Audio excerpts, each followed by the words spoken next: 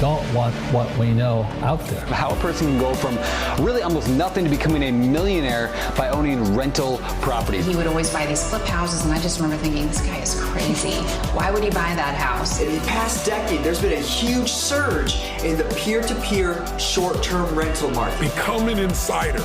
So you have to know the rules before you get the game. Every second counts. So make every second count. Welcome to the Real Estate Jam. Whether you're just beginning or the best of the best, we're glad you're here. We will share successes, failures, and strategies for the action-taking real estate investor. And now to your hosts, JD, Annabel, and Melissa. All right, guys, we're really excited today.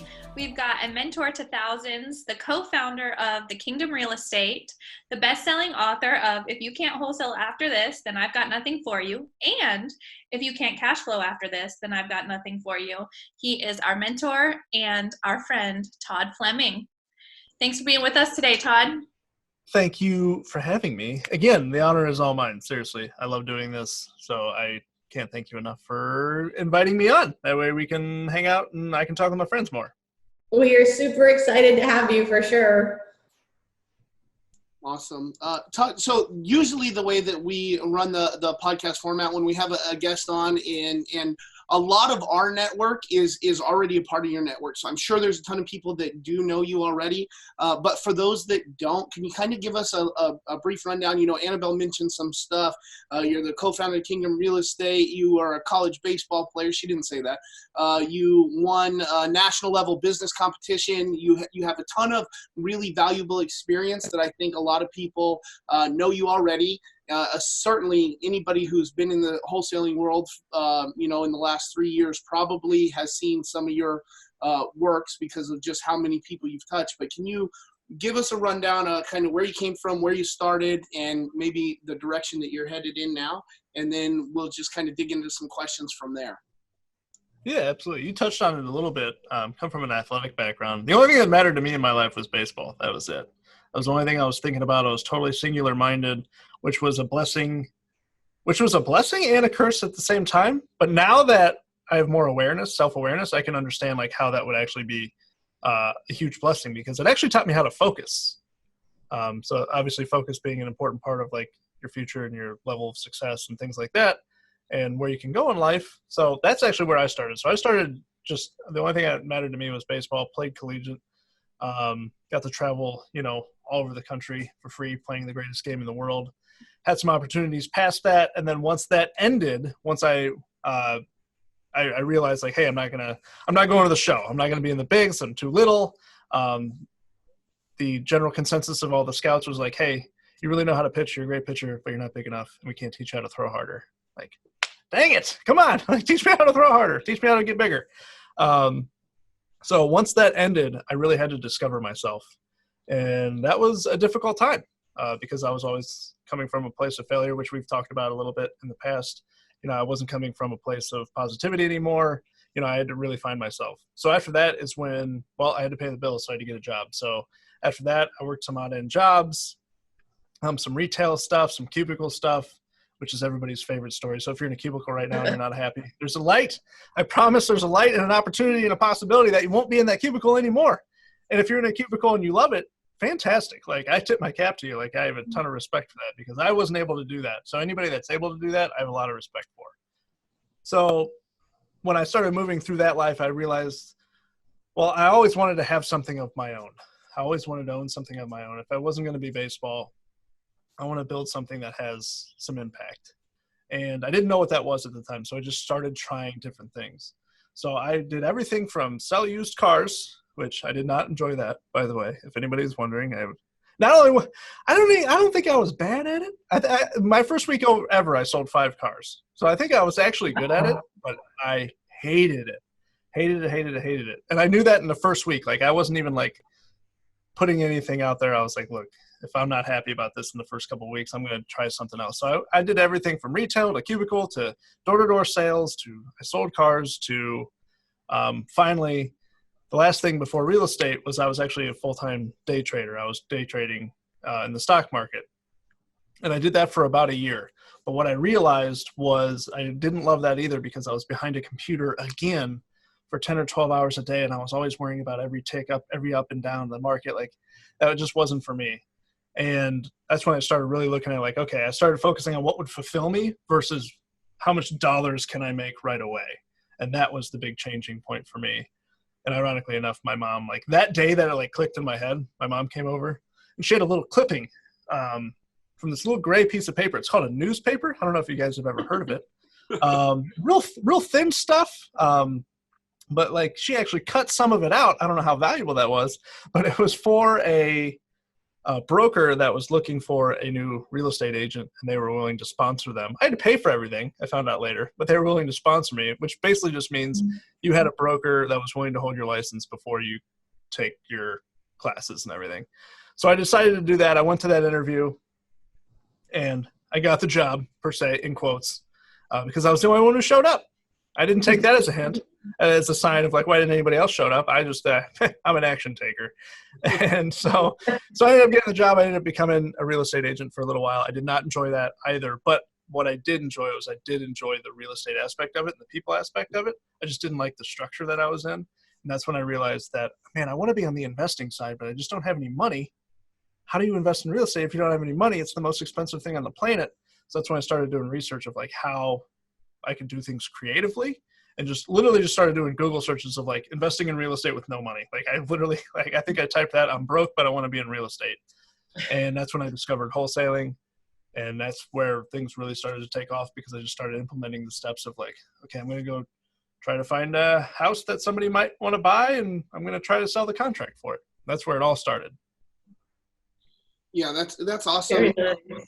And the way we kind of found you was through, you know, I think it's almost been like 4 years ago now when the real estate and Jordan Stanley Payne is where I found what eventually became the Kingdom and got into that. And, you know, the Kingdom's changed a lot from ships in the night where it was just like three of us sitting around at 2 a.m. while I was working night shift for the military, talking about what kind of cars we wanted and that, you know, that kind of stuff, all the way to now where I think there's literally 500 people in the, you know, roughly 500 people in the Kingdom.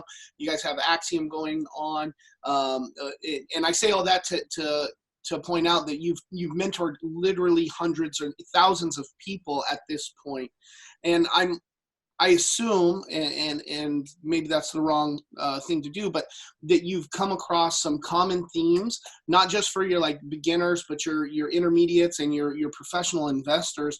I was wondering if you had a couple that we could go into and talk about, you know, what those initial problems are. Are they real estate problems? Are they mindset problems? And then what are the common ways or the best ways to get over those after, you know, the experience of mentoring thousands of people? I imagine you're seeing some trends. Yeah, absolutely. So we just crossed over the 4,000 student mark last month. It was either last month or the month before that. So yeah, just over 4,000 people now, which is insane to think about. And then, yeah, man, it was just over 4 years. It's been just over 4 years. So that's actually how, yeah, we discovered each other. And then, man, right before that is how Jordan and I actually met. Was actually on Facebook and like just in a group like that, and I was like, why does this guy like care like I do? There's somebody else that cares. Like, this is weird. So but yeah, absolutely, trends 100%, and they're always the same thing. They're never real estate problems ever, because real estate is what it is. It's just a vehicle, right? And it's just something that's always fluctuating and moving, and you can make good decisions and bad decisions just like any other business. Every problem that I ever see that typically comes across, especially in a trend, beginner, intermediate, and master level, right? Even masters have this problem. I mean, we have this problem. I mean, everybody has this problem. It's always mindset and approach. Whether emotions are getting in, you know, if you're a master, it might be emotions that are getting in the way, or ego, right? You don't have an ego in the beginning, typically. You have an ego at the, like, when you're larger. Ego definitely gets in the way of larger guys. People get in unit races. They're like, I don't need 1,000. I need 2,000, and I got to get there before this guy. When none of that matters to anybody except for inside his own head. Even the other guy's like, why would I care about that? Like, it's only like they've created something in their head. The intermediate is usually filled with confusion. Like they've confused themselves. Like they've actually forgotten everything good that they've done to get to that point. They're looking at the other guy going, why aren't I at that level? I'm not good enough. And then the beginner is just crippled by fear. It's typically just always crippled by fear. This idea of like, what if I can't do it? Or what if something goes wrong? Or what if? And that usually deters them from actually ever taking any action. So that's actually the levels and the way that I attack those things, because it's so common and you can see it from a mile away. Like somebody brand new comes in, and if they're not asking questions, they're so terrified that they can't ask a question. That's something you got to cover. But if they come in and they're asking a lot of questions and they're very, very deep, like they're trying to be detail oriented on the real estate, it's usually have to take a step back and go, what are you actually worried about? Like, why aren't you just acting on it? If you're like, you're creating theoretical problems in your head to avoid taking action. Why are you taking it? Like, why aren't you taking action? What are you fearful about? And it's like, how'd you know that? Well, I've dealt with 4,000 of you. So I am ready to conquer this alongside you. So the definite problems that I see are usually mental. Very rarely do I see something outside that isn't like, there's obviously details about real estate and processes and things like, hey, how do I get better at this? That's not necessarily fearful, right? Or mindset oriented. It's like, hey, I want to get better. But most problems stem from some sort of identity or mindset issue that we can tweak and turn, and then that'll progress people quicker. That makes a lot of sense. I guess when you say it's a mindset thing, have you guys come up with a way or a process? I feel like mindset's the hardest thing, because we have, I have 34 years of being told these exact same things, or not even being told these exact same things, but telling myself these exact same things, these beliefs. It's kind of, I call it incestual think, when you're thinking about a problem and that problem reinforces what you're thinking. It's just this loop back and forth. How do you break outside of that loop? Or more importantly, how do you, Todd, help other people break out of that loop? So it's called a pattern interrupt. You have to break that at some point, and it's done through awareness. So many people, they don't realize that they're actually reinforcing a problem within themselves because it's a belief or a fact that they just know to be true when it's actually not. Like all sellers are liars, right? That's right. Like a truth that people think that is true, but in reality, it's just like them defending themselves in some other shape, way, or form, and you need to approach it with an open mind to like help them the best way possible. So it happens through awareness. In the beginning, well, beginner, intermediate, master. Beginning, you don't know what you don't know. Mm-hmm. Intermediate, you might not even be thinking about anything except everybody else. Right. And then the master knows what they don't know. They have more of an understanding of their blind spots. So beginning, they have no idea. Intermediate, they have blind spots but are unaware of them. And then master, they have blind spots, but they're aware that they actually have blind spots. So they're actually constantly searching, investing in themselves. Have you ever noticed, like, when people, you've been in the game long enough to understand and see enough people progress from beginner to like scale, right? You guys are in the middle of doing it right now. Yep. I believe that there is a reason why people will start at the very beginning. I'm a perfect example. My first ever flip, how long do you think my first flip took? If it was anything like mine, it was like a year. It was a year. Mine was a year. My first flip I thought was going to be 30 days. #HGTV. This shit's easy, right? Yep. And it just so turned out it took me 1 year to complete my first flip. I can now take a property from disaster to magazine quality, like photo shoot, in 30 days. That's so cool. And the reason for that is just like the progression of understanding. Like in the beginning, had no idea what I didn't know, and it punched me in the face for an entire year with all these different things. And I was like, well, now I know a lot of things that I don't know. How can I go get them? How can I go learn about them? And then there's guys like Don Costa in the world that who are the best in the world at what they do, that you can just like absorb as much as you can, right? By just being near them. Like right. You're understanding, like, I need to be in the network of better people.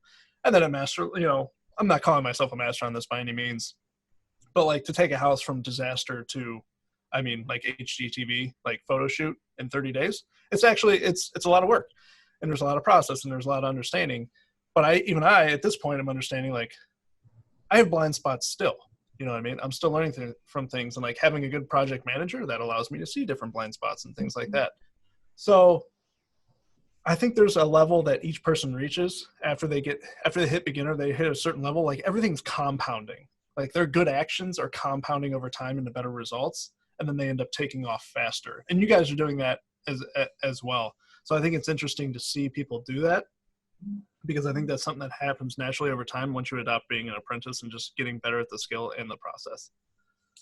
Yeah, one of the things that's really benefited us is, so the difference between me and Melissa is I'm a little bit more analytical, and I want to look and think and slow things down. Melissa wants to push forward.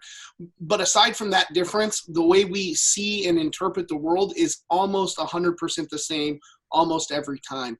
But what we have and what we realize is, if everything is cold-hearted business, just facts for us, right? And what we realize is we need a softer approach. I would call it softer, and I always put a negative connotation to that, but really it's not. Annabel can see things that are literally like my blind spot. I cannot see it. She brings a different perspective. She also is not as interested in real estate as Melissa and I are. And so she can look at it from other people's point of view. And my mind, it's literally, I cannot see that, you know, and that really, really helps us out, especially when we're making big, important decisions for our business as a whole, to look at it from her perspective. So understanding what those blind spots are, I think is vital.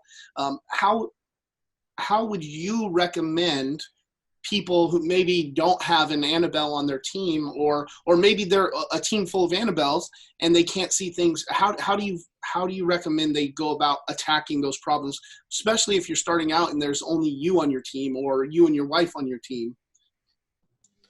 So there's a lot to unravel there. So if you have a team of Annabels, the team dies.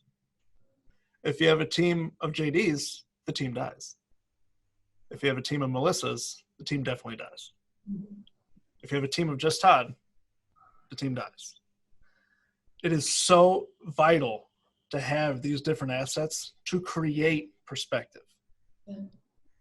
So having Annabel on the team, it's so important to have somebody on the team that they aren't interested in real estate. They're looking at different things. Like, you are never going to see something that Annabel sees. You are never going to be able to walk into a house and you're going to be like, we're buying this right now. It's going to be this price. It doesn't matter, because it's a 3-bed, 1-bath. And she's walking in and she's going, this is the worst layout in the world. You're not buying this house. No one's ever going to rent it. No one's ever going to buy it because every woman's going to hate it. You would never see that. That is the value of having an Annabel on your team. And the benefit of having a JD on the team is Annabel wants to go into every house and make it the Taj Mahal, and you're never going to make money. You are the reminder that it's an investment. And together you have this incredible team chemistry that allows to complete projects on time. It allows to get things done correctly. Like, you're buying better assets. You're understanding how to actually withdraw from an asset. And then the ultimate pusher is you have Melissa. She's the one that's always going to be pushing forward. Like, if we take this action, right, we are going to get a result. And no matter what the result is, we're going to be able to adapt from it and get better. Like, me and Melissa are on the same page. Like, we are like, if me and her were on a team, it'd be all bad. We would own everything and nothing would be working. Like, that's me and Melissa right there. Because we're just going, I got 19 projects. You know, it would be great. The 20th. Let's go get another one. Like, that's the way that I am. Just always go with that. So it's important to be aware that if you're alone right now, I understand that a lot of people don't have teams and everything. You got to understand, you have to be able to step back, look at everything from a higher perspective and go, okay, I'm putting on a different hat right now. And if you need to ask a question to somebody, you need to do that. If you walk through a house and you're immediately excited because it's 3-bed, 2-bath, and it's going to rent for this and it's way under market value, first question, why hasn't anybody else bought it? Second question, who can I ask to ask about maybe the layout? Or am I missing anything? Getting a second opinion from, wise counsel, right? I'm pretty sure that's in the Bible. Like, you grab counsel from the people around you, the people that are trusted around you, because that's going to help build your team. It's going to help build you with better solutions is what I was looking for there. So that they're going to create better solutions alongside you. You're always going to have a better solution with 4 or 5 people that you trust from all different angles versus just you, because you end up having a blind spot. You end up believing something that is false. And then once you get caught out on something that is false, that you've actually been believing it as truth, it's like, oh, what else is there? Oh my gosh, like now this is like, what could possibly happen? So if you're completely by yourself right now, take time and realize, one, you don't need 1,000 deals this month. You don't need 1,000 deals this year. You probably need one. If you're brand new, you probably need 1 or 2 this year to change your life. That's it. So really focusing on the process and focusing on gaining your skills and building your skills and making mistakes and learning from them. Like pain plus reflection is growth, right? If we're able to look at that and go, okay, I missed this and this deal fell apart. Why is that? Like you have to take time each day to reflect on things and see how you can get better. That's how you're going to build your awareness. And over time, that's how you're going to realize what team member you need too. Because in the beginning, you might not know what you even need. That's the other issue. Yeah, absolutely. Annabel and I, with a military background, we've had a lot of training on how to lead teams and how to pick teams. And Annabel's really good at pulling out the strengths of some of the team members and focusing on each person's strength to build the team as a whole. So we have that, as a huge benefit to our company. And I think that's something that a lot of people miss out on is that they are so worried initially about fixing their weaknesses as opposed to filling those weaknesses with other. And it doesn't have to be somebody who you're partnered with. If you can't evaluate a deal, but you have a real estate agent friend that can, bringing that person, one circle closer to you to fill that role is something that's, equally good. Or if you can't evaluate the property repairs, getting a contractor that works on your team, not necessarily something you're paying every day, but somebody who knows they're going to get to work when you do, filling your team that way, I think is super important. Yeah, absolutely. Just having the good relationships that you have trust around you. So like my wife was helping me with our business way before she was ever the COO. Like she happens to be the COO now because she's incredible at operations and processes and nailing things down like that and management like that. Meanwhile, I'm horrible, by the way, just terrible at that. And literally the bane of my existence. Like my body will fight everything in that realm as much as humanly possible. Let me go talk to somebody on the phone. Like let me go do a sale. Let me go get in front of a deal. Like I'm great at that. So like she was helping with stuff like that before she was ever even part of the business too. So if anybody's thinking like, man, I'm totally alone in this, you just never are. There's just too many people around you. You're actually never alone in it. So if you are believing you're alone in it right now, I'm actually telling you right now, there's the first thing that you were believing that was false. So we've already cracked the first code. Todd, for those who might not be familiar with you and your background, I would love if you could talk a little about wholesaling and how you got into it and how you got your first deal. I think anybody just starting out is going to be super interested in that background.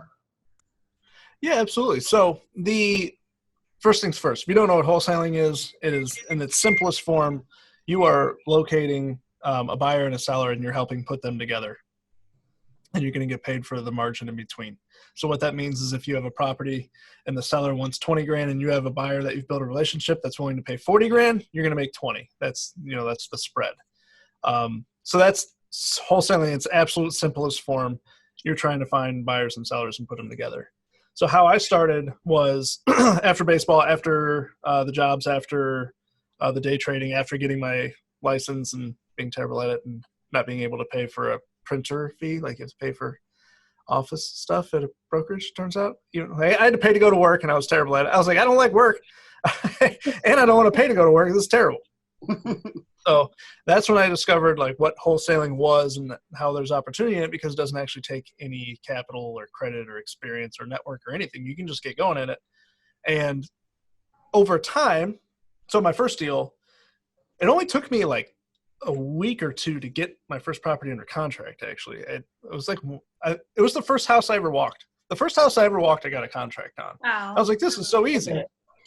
Except I didn't have a buyer or have any idea if the numbers were good, and it took me like 6 months to sell it. It took me like a year to sell it. You know what I mean? Like it took a long time to sell it. And the only reason I got to sell it still was because at that point I had built a relationship with the seller, and it was like, hey man, I'll help you any way that I can and let people know that like there's an opportunity here, and if I ever find anybody, I'll bring them back to you. And sure enough, over time that did happen. It took a while to sell it, but my first ever deal was in a total war zone because I thought that was the only place that you could get a deal, right?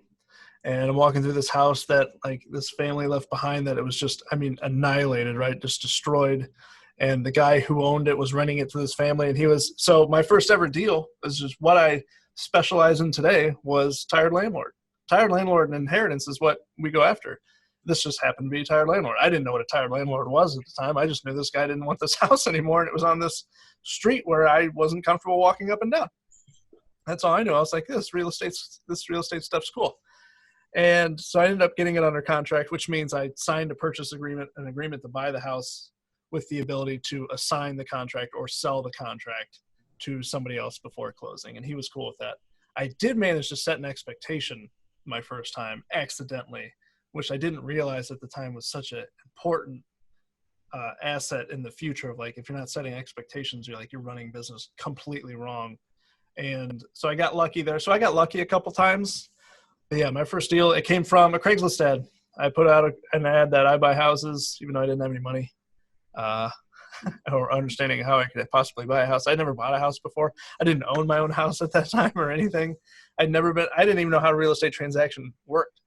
I just blindly put forth action and just hoped that I would figure out a path through it. And luckily I have. Yeah, you did okay, I think. Yeah. It's worked out just fine so far. Yeah. I don't know. The verdict's still out. We'll see. we'll hit the jury on that one later. Yeah, the game's not over yet. So I guess, Todd, really combining both of those questions, what piece of advice would you give to that just beginner who's after his first deal? What kind of mindset does he need to have, she need to have, and what would you tell them? Nothing you do can't be fixed.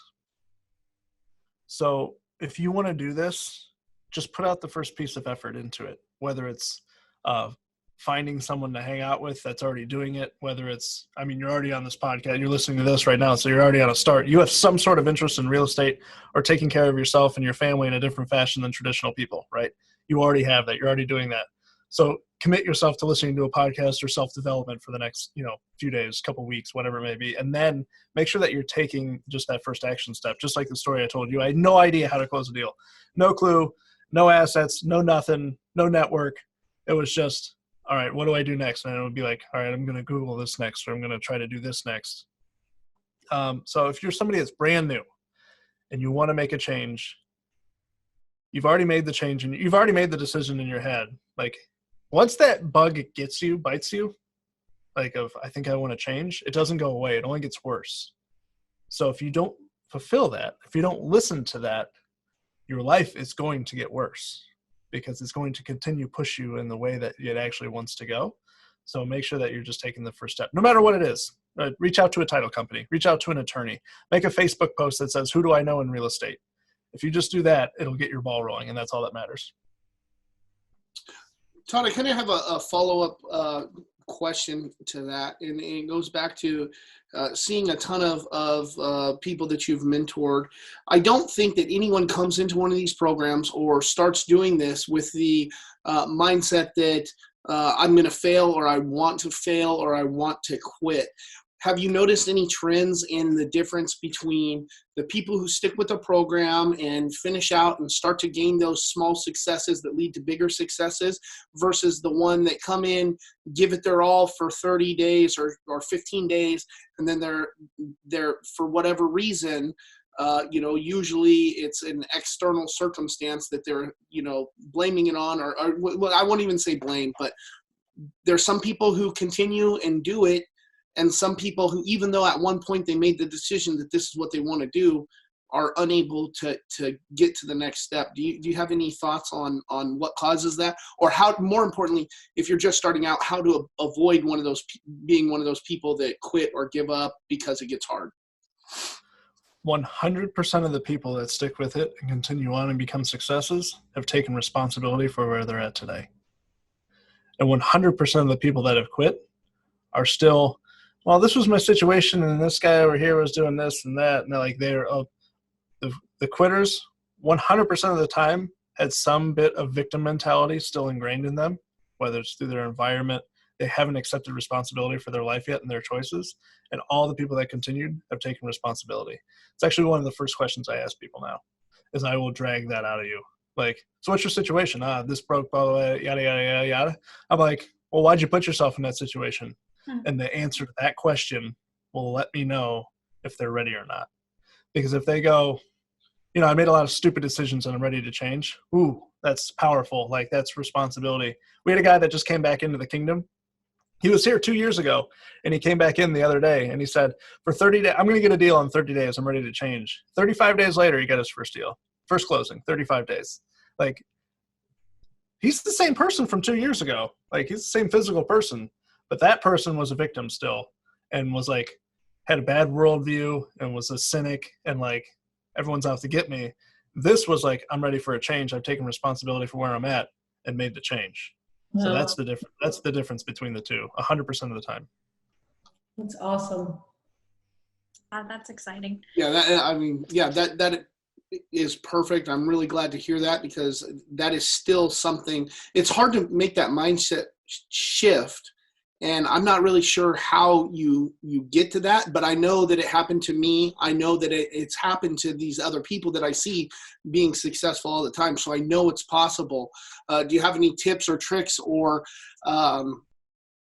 ideas on how to change your mindset or get away from that victim mentality and start taking responsibility for yourself and your actions and the world around you? Oh yeah, all kinds of them. Number one is ownership.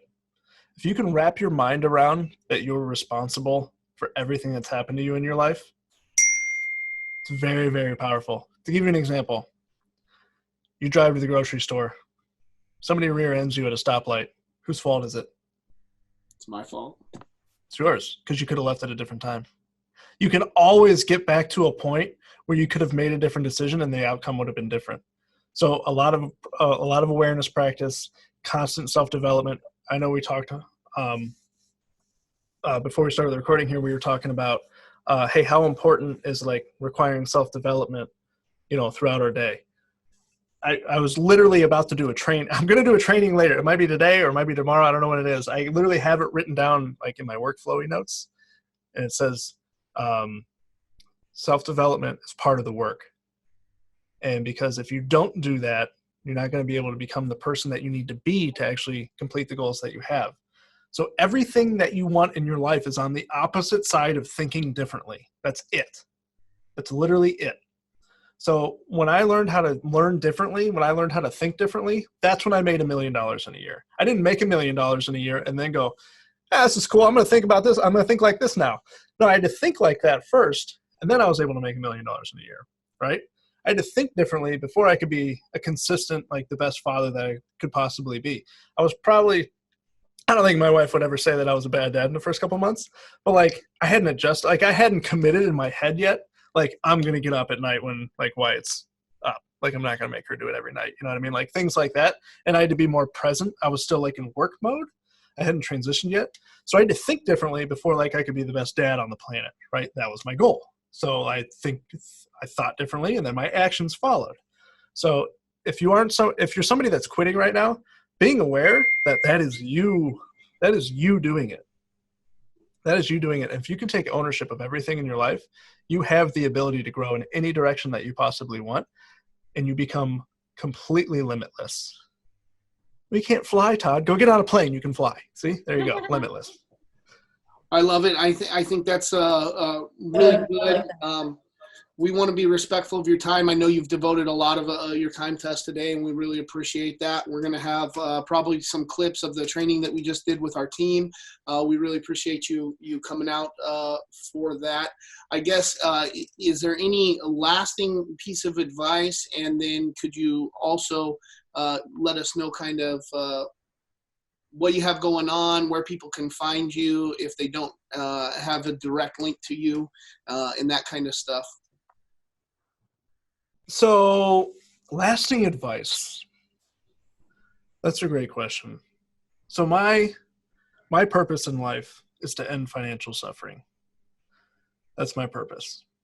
I think my lasting advice to anybody listening would be pursue something that you give a shit about.